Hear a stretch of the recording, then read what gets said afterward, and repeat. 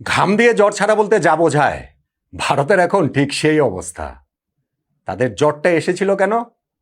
কেননা টি-20 ওয়ার্ল্ড কাপের সেমিফাইনাল না খেলার আশঙ্কাটা প্রবলভাবে তাদের উপরে খাড়ার মতো ঝুলছিল। আজকে নিজেদের ম্যাচ ভারতের রয়েছে জিম্বাবুয়ের সঙ্গে, এই যে বাংলাদেশ সময় 7:30টায় শুরু, যেটা অথচ তারা 3:30টায় শুরু যে দিনের প্রথম match south Africa West Indies, সেই দিকে একেবারে চাতক পাখির মতো তাকিয়েছিল। সাউথ আফ্রিকাকে প্রবলভাবে তারা সমর্থন করেছে এবং সেই সমর্থনের অ্যান্সারও প্রোটিয়ারা করেছে।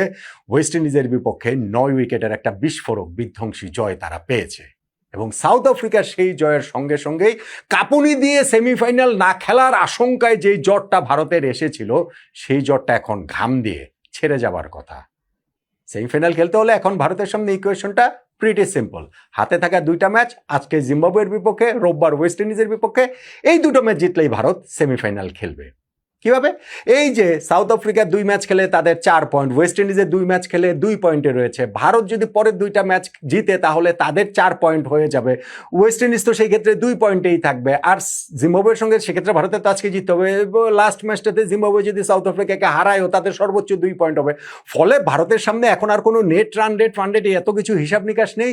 জিম্বাবুয়েকে আজকে হারালে, রোববার দিন ওয়েস্ট ইন্ডিজকে হারালে, এই 2টা ম্যাচ জিতলেই তারা সেমিফাইনাল কনফার্ম করে ফেলবে। যেই কারণে ভারতীয় ক্রিকেট টিম আজকে সাউথ আফ্রিকাকে তাদের আহমেদাবাদের টিম হোটেলে শুভেচ্ছা স্বরূপ ফুলের তোড়া পাঠিয়ে দিতে পারে।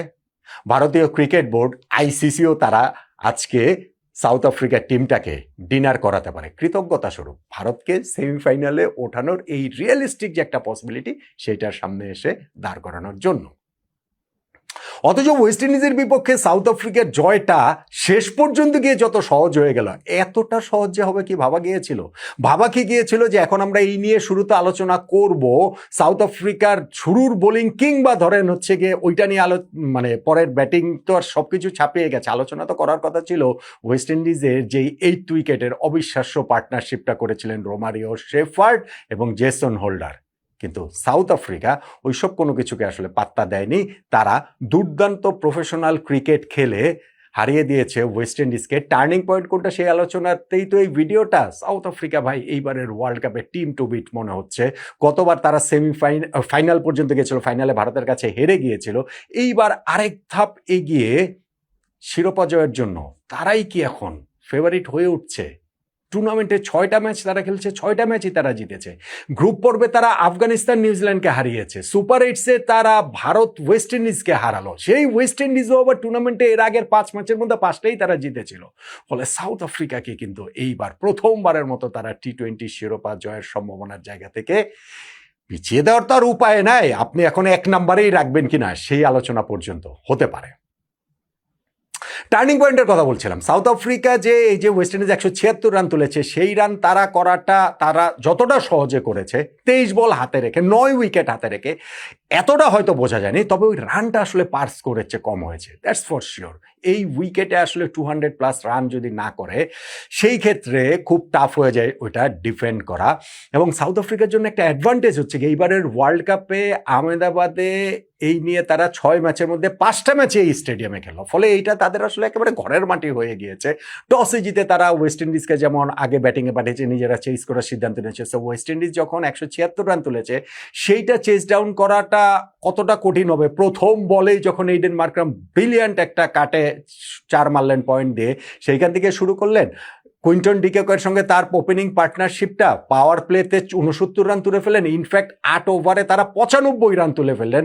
176-এর যখন টার্গেট, 8 ওভারে যখন ওপেনিং পার্টনারশিপ 95 রান তুলে ফেলে, বাকি 12 ওভারে আর 82 রান করতে হবে, সেইটা তো আসলে অত বেশি কঠিন থাকে আর না। কুইন্টন ডিকক ওই জায়গাটাতে আউট হলেন নিজের 45 রান করে।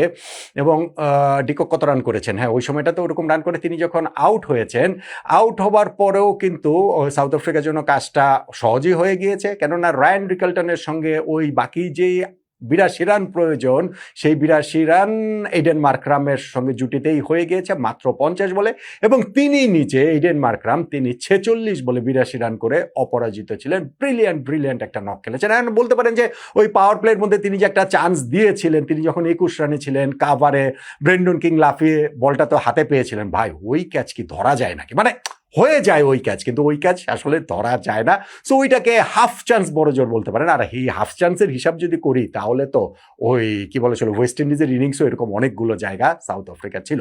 ফলে এই এইডেন মার্কারের ব্রিলিয়ান্ট ব্যাটিং এবং তার যে দুইটা পার্টনারশিপ 95 রানের ওপেনিং পার্টনারশিপ এবং সেকেন্ড উইকেটে অবিচ্ছিন্ন 82 রানের পার্টনারশিপ রয়্যাল টিকেন্টনের সঙ্গে, তাতেই সাউথ আফ্রিকা 23 বল হাতে রেখে জয়টা নিশ্চিত করে ফেলেছে 9 উইকেটে। এখন ওয়েস্ট ইন্ডিজের রান 176 রয়েছে, আমি বলছি যে সেটা পার্স করেছে কম, অবশ্যই 200+ হওয়া উচিত ছিল। কিন্তু যেই দলটা 83 রানে 7 উইকেট পড়ে গিয়েছে সেই দলের জন্য তো ভাই 176ই অনেক রান। এবং সেই 176 হয়েছে এটা কিভাবে তাদের? ওই যে 83 রানে 7 উইকেট পড়ে গিয়েছে আমি বলছি, সেইখানটাতে তাদের পাওয়ার প্লের মধ্যে, পাওয়ার প্লে না ইনফ্যাক্ট প্রথম 4 ওভারের মধ্যেই তাদের 4টা উইকেট ওয়েস্ট ইন্ডিজের চলে গিয়েছে। কাগিসো রাবাদা তিনি 3rd ওভারে বোলিংয়ে এসে তিনি ওই ওভারেই 2টো উইকেট তুলে নিলেন, যেমন ঠিক তেমনিভাবে এরপরে লুঙ্গি এনগিটি এসে তিনিও হচ্ছে গিয়ে 1 ওভারে 2টা উইকেট তুলে নিলেন। প্রথম 4 ওভারের মধ্যে ওয়েস্ট ইন্ডিজের 4 উইকেট চলে গিয়েছে, পাওয়ার প্লেতে তাদের ওই 4 উইকেট, অথচ এই সময়ের মধ্যে আবার 3টা ক্যাচও ফেলেছে সাউথ আফ্রিকার। টাফ চান্স ছিল। দেন এগেন আমি যে এইডেন মার্কারের ক্যাচটার কথা বলছিলাম, সো এই টাফ চান্সগুলো অ্যাভেল করতে পারলে তো ওয়েস্ট ইন্ডিজের অবস্থা আরো খারাপ হতো। পাওয়ার প্লেতে 4 উইকেট যাওয়াতে শুধু না, ওয়েস্ট ইন্ডিজ কিন্তু এরপরেও ওইটা নিয়মিত বিরতিতেই তারা উইকেট হারিয়েছে। শেফরন রাদারফোর্ড, তারপরে হচ্ছে গিয়ে পাওয়েল এবং লাস্টে হচ্ছে গিয়ে ফোর্ডের যখন উইকেটটা তারা হারালো, 83 রানে 7 উইকেট ওয়েস্ট ইন্ডিজের চলে যায়, 100-র মধ্যেই তারা গুটিয়ে যায়। এখানে এরকম একটা আশঙ্কার জায়গা তৈরি হয়েছিল।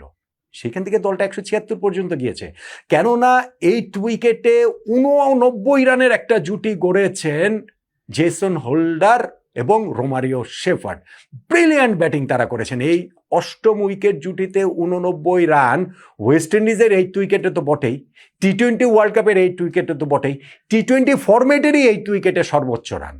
সো তাদের এই কীর্তির জায়গাটা তো বুঝতে পারছেন যে কিরকম একটা মানে ওই কামব্যাকটা করেছেন দলের ওই মহা বিপর্যয়ের মধ্যে দাঁড়িয়ে। সাউথ আফ্রিকা লাস্টে গিয়ে শেষ 2 ওভারে তারা মাত্র 13 রান দিয়েছে, একটুখানি তারা কামব্যাক করেছে, রানটাকে আরো বেশি বাড়তে দেয়নি। কিন্তু ওই দুজনের মধ্যে হচ্ছে গিয়ে শেষ ওভারে গিয়ে জেসন হোল্ডার তিনি আউট হয়ে গেলেন, 50 ঠিক আগে আগে রান আউট হয়ে গিয়েছেন, আর 52 করে অপরাজিত ছিলেন রোমারিও শেফার্ড। যেই কারণে তাদের জুটিটাতে স্কোরটা 176 পর্যন্ত সাউথ আফ্রিকা নিতে পেরেছিল, কিন্তু সেটা নট গুড এনাফ। সেটা কখনোই আসলে গুড এনাফ হবার মতো নয়। 83 রানে 7 উইকেট পড়ার প্রেক্ষিতে 176টা ভালো স্কোর মনে হয়, কিন্তু যদি আপনি ইনিংসের শুরুতে সাউথ আফ্রিকাকে বলতেন যে না ওয়েস্ট ইন্ডিজ 176 রান করবে এই উইকেটে, তোমরা সেটা চেস ডাউন করতে কমফোর্টেবল, কিন্তু South Africa easily would have take that. So ওইটাতে তারা সহজেই চেস ডাউন করেছে, তাদের কোনো রকম কোনো সমস্যার জায়গাটা তৈরি হয়নি। সাউথ আফ্রিকা জিতে শুধুমাত্র নিজেরা জেতেনি, ভারতকেও জিতিয়েছে, ভারতের মুখেও হাসি ফুটিয়েছে, আইসিসির মুখেও হাসি ফুটিয়েছে যে ভারতের সেমিফাইনাল খেলার সম্ভাবনাটা অ্যালাইভ আছে, প্রবলভাবে অ্যালাইভ আছে, পুরোটাই আসলে এখন ভারতের হাতে। বাকি 2টা ম্যাচ ভারত জিতলেই হয়ে যাবে। এখন তাহলে টার্নিং পয়েন্ট কোনটা? এই যে ম্যাচটা হলো সেই জায়গাটাতে টার্নিং পয়েন্টের আলোচনাটাতে আমার কাছে মনে হয় যে ইনিংসের শুরুটাই। আমি টসের কথাটা বলবো না, টসটা গুরুত্বপূর্ণ, কিন্তু তারপর আমার কাছে মনে হয় যে প্রথম 4 ওভারের মধ্যে যে 4টা উইকেট সাউথ আফ্রিকা তুলে নিল ওয়েস্ট ইন্ডিজের, 3rd এবং 4th ওভারে যে জোড়া উইকেট করে নিলেন কাগিসো রাবাদা এবং লুঙ্গি এনগিটি, ওয়েস্ট ইন্ডিজের ওই টপ অর্ডারটা ওইভাবে ভেঙে দেবার কারণেই তাদের স্কোরটার এই উইকেটে 200 পর্যন্ত বা 200+, 220 ওইসব জায়গাতে নিয়ে যাওয়াটা সম্ভব হয়নি। ওয়েস্ট ইন্ডিজ ডেঞ্জারাস সাইড, তারা তো সেটা বুঝিয়েছে ভাই, 7 উইকেটে পড়ে গিয়েছে 83 রানে, তারপর 176 করেছে, কিন্তু সেইটা গুড এনাফ না। কারণ সেইটা গুড এনাফ না হওয়ার জন্য শুরুতেই যে তাদের ওই মেরুদণ্ডটা ভেঙে দিয়েছে সাউথ আফ্রিকার বোলাররা, ওই 3rd এবং 4th ওভারে 2 দুগুণে 4টা উইকেট নেওয়া, ওইটাকেই আমার কাছে সাউথ আফ্রিকার এই জয়ের, ভারতের মুখে হাসি ফোটানো জয়ের টার্নিং পয়েন্ট বলে মনে হচ্ছে। একমত কি হবেন আপনি, নাকি অন্য কিছু আপনার টার্নিং পয়েন্ট জানাতে পারেন। আর এখন আমার মনে হচ্ছে ভাই শিওরলি ভারত সেমিফাইনালে যাবে। এই অবস্থা থেকে এই অপরচুনিটি মিস করে ভারত সেমিফাইনাল মিস করবে বলে আমার কাছে অন্তত মনে হয় না। আপনার মতামতটা এই ক্ষেত্রেও জানাতে পারেন।